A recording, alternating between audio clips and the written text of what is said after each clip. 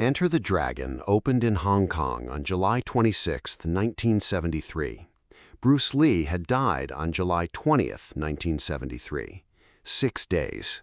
The film he had built his entire career toward, the Warner Bros. Co-production that would finally make him the global star he had been working to become since 1959, opened 6 days after he died. He never saw a single ticket sold. He never read a single review.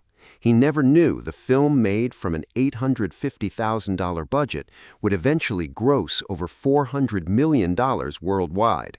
He never knew it would become, 50 years later, the greatest martial arts film ever made. He finished filming in April. He died in July. The world found out what he had built in August. He was not there. This is the story of the 6 days between Bruce Lee's death and his greatest achievement, and what happened to that achievement in the decades after he was gone. The circumstances that produced Enter the Dragon were the product of 15 years of effort and refusal. Bruce Lee had arrived in America in 1959 with the intention of becoming a film star. Not a supporting actor, not an exotic element in someone else's story, a leading man, the person the camera followed from the first scene to the last. The industry told him repeatedly and in various formulations that this was not possible. American audiences would not accept an Asian leading man. His accent would prevent them from connecting with him. His face was not what leading men's faces looked like. He was given Kato in The Green Hornet, second billing, sidekick position, the role that the story organized around someone else. Audience surveys showed that Kato was more popular than the show's nominal star. The network canceled the series after 1 season and did not develop a vehicle for the more popular character. He was rejected for Kung Fu, the television series built on a concept he had helped develop, because the studio decided American audiences would not understand his accent. David Carradine, who had no martial arts training, played the half-Chinese lead. He applied for the lead in other productions and was told the same thing in different words. He trained private students, Steve McQueen, James Coburn, Kareem Abdul-Jabbar, Sharon Tate, and watched them advance careers that the industry would not give him. He was developing The Silent Flute with Coburn and Sterling Silliphant, and that project was stalled.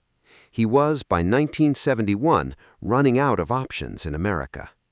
He went to Hong Kong and made the films that would prove every assessment wrong. The Big Boss in 1971, Fist of Fury in 1972, The Way of the Dragon in 1972, which he wrote, directed, and starred in. Each film broke the Hong Kong box office record of the one before it.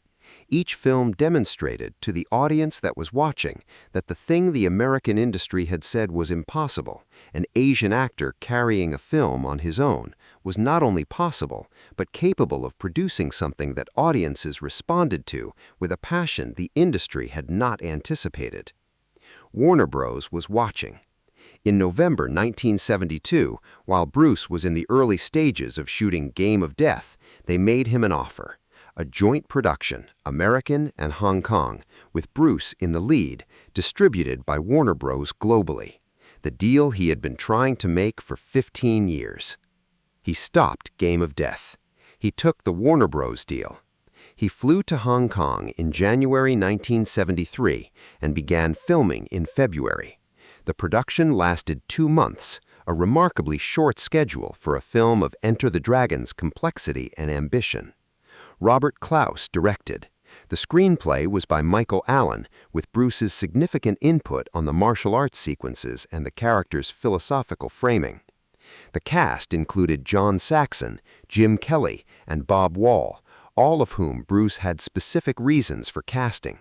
Saxon for his ability to carry the American audience entry point with genuine believability, Kelly for his genuine martial arts credentials and the specific charisma he brought to the Williams character, Bob Wall for the history between them and the specific quality of menace he could convey. The production also included, among the stuntmen and background performers, a 19-year-old named Jackie Chan. He appears in the opening sequence where he is thrown by Bruce Lee's character and loses in approximately 10 seconds. He is anonymous in the scene, just another henchman, unremarkable in the context of a film full of skilled martial artists. Sammo Hung, who would go on to become one of the defining action comedy stars of Hong Kong cinema, is also in the sequence. Yuan Biao, the third member of what would become known as the Three Dragons, is there too. All three were members of the Seven Little Fortunes, a performance troupe trained at the China Drama Academy under Master Yu Jim Yuan. None of them was famous. None of them knew that the film they were working on as extras would be the foundational text of the genre they would spend their careers in. Jackie Chan has said that when he heard the news of Bruce Lee's death in July 1973, he cried for the first time in years, a response that surprised him because Bruce had not been kind to the extras on set, had been demanding, and had not paid particular attention to the young men working around the edges of his scenes. Filming completed in April 1973. Bruce Lee had 3 months between finishing Enter the Dragon and dying. He spent those 3 months in Hong Kong and Los Angeles, managing the business complications that had accumulated around his career, planning the resumption of Game of Death, dealing with a lawsuit threat from a production company that had billed him as a star in a film he had merely agreed to help with fight choreography. He was having headaches. He had been hospitalized in May with what doctors diagnosed as cerebral edema, the same condition that would kill him in July, and had recovered and been warned and had not slowed down. He did not watch Enter the Dragon in those 3 months. The film was in post-production at Warner Bros. It was not yet available to screen in a finished form.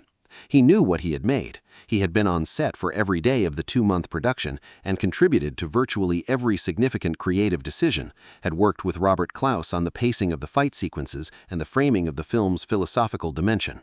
But he did not see the finished version, with the score, the sound design, the edited sequences, the complete assembled work. He had agreed to loop additional dialogue and had not yet done so when he died.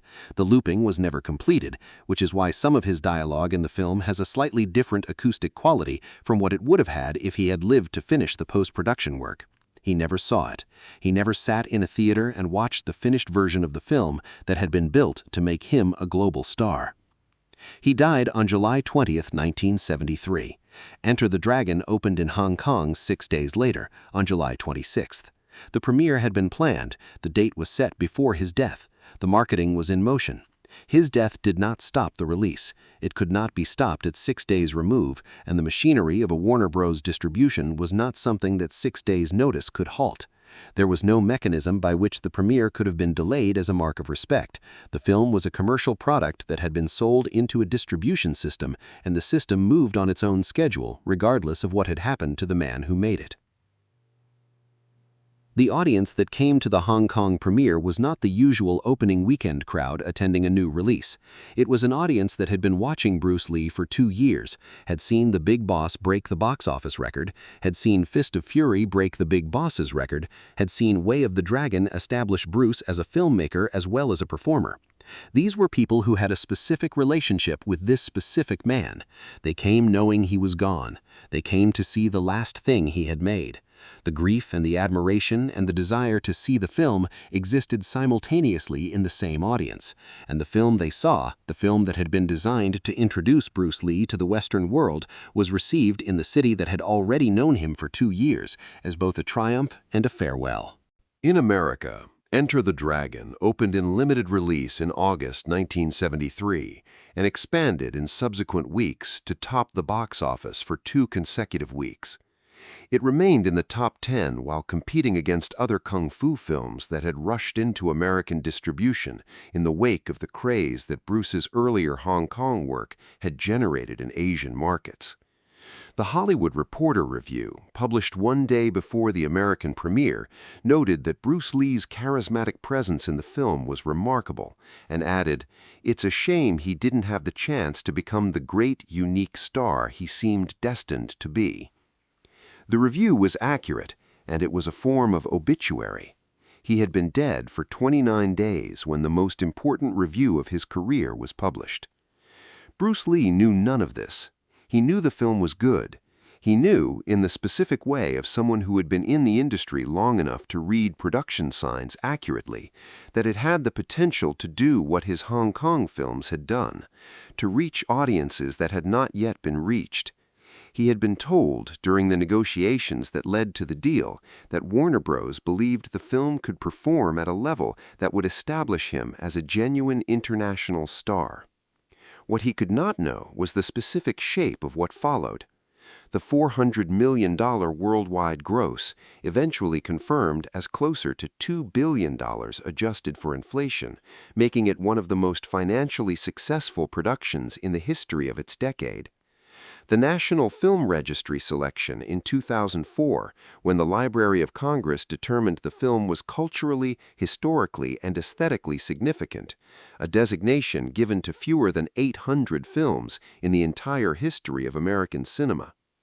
The Guardian and Observer poll in 2013, in which critics named it the greatest martial arts film ever made. The Criterion Collection release in 2020, placing it in the same category as the films of Kurosawa and Bergman and the other directors whose work the collection has committed to preserving. The 4K restoration and 50th anniversary theatrical screenings in 2023, 50 years after the premiere that had taken place 6 days after his death. The academic scholarship, university courses, peer-reviewed papers, books analyzing the film's treatment of post-colonial Asian identity and its role in introducing Eastern martial philosophy to Western popular culture, generated by what Robert Klaus had intended as a genre action film. None of these things existed when Bruce Lee was alive. All of them exist because of work he finished in April and died in July without having seen assembled. The parallel with his son is the one that has drawn the most sustained attention across the years. Brandon Lee died on April 1, 1993, 44 days before The Crow opened in American theaters on May 13, 1994. Bruce died 37 days before Enter the Dragon's Hong Kong premiere on July 26, 1973. The numbers are different, 37 and 44, but the distance is the same. Both men died in the specific window between finishing their greatest work and seeing the world's response to it. Both films became more significant after their makers' deaths than they might have been otherwise, not because death inflates quality, which it does not, but because the absence of the person who made them made it impossible to look at either film without also looking at what had been lost. Enter the Dragon is an extraordinary film on its own terms. It is also, inescapably, the last thing Bruce Lee did, and every audience that has watched it knowing that. The quality and the loss are inseparable now, 50 years later, and they were inseparable from the first screening. The 6 days between Bruce Lee's death and Enter the Dragon's Hong Kong premiere have become one of the most cited facts in the mythology around him, a number that concentrates the specific cruelty of the timing into a single figure that anyone can hold. But the more significant number is perhaps not 6, but 3. 3 months between finishing the film and dying, during which Bruce Lee was alive and the film was sitting in a post-production suite, waiting to be scored and mixed and color-graded and delivered to theaters. 3 months during which he was busy with other things, other projects, other complications, the relentless forward motion of a career that had not allowed him to stop since he was 8 years old. He was 32, and he was at the peak of what he had built, and there would be time to watch the finished film when it was ready. He would see it when it came out. He would be in the theater in Hong Kong on July 26th. He was not in the theater on July 26th. He was in Lakeview Cemetery in Seattle, where he had been buried on July 30th, 11 days before the American premiere and 4 days after the Hong Kong premiere he had been planning to attend. The film that was designed to make him a global star opened without him, and made him a global star without him, and has continued to define what is possible in martial arts cinema without him, and will continue to do so for as long as films are watched by people who care about what a human being can do when they have trained their body and their mind to the absolute limit of what is possible, and then put that on screen for an audience that has never seen anything like it before. He had 6 days. He was not there, And the film that opened without him has been watched by hundreds of millions of people in the 50 years since, each of whom encountered the man that Warner Bros. Had finally agreed to put at the center of a global production, and each of whom encountered him already gone, already permanent, already exactly the thing that the industry had spent 15 years telling him he could not be. If this story moved you, subscribe and leave a comment. Did you know Enter the Dragon opened just 6 days after Bruce Lee died, and that he never saw a finished version of his greatest film? Share this video, and tell us in the comments, what would Bruce Lee have made next if he had lived to see what Enter the Dragon became?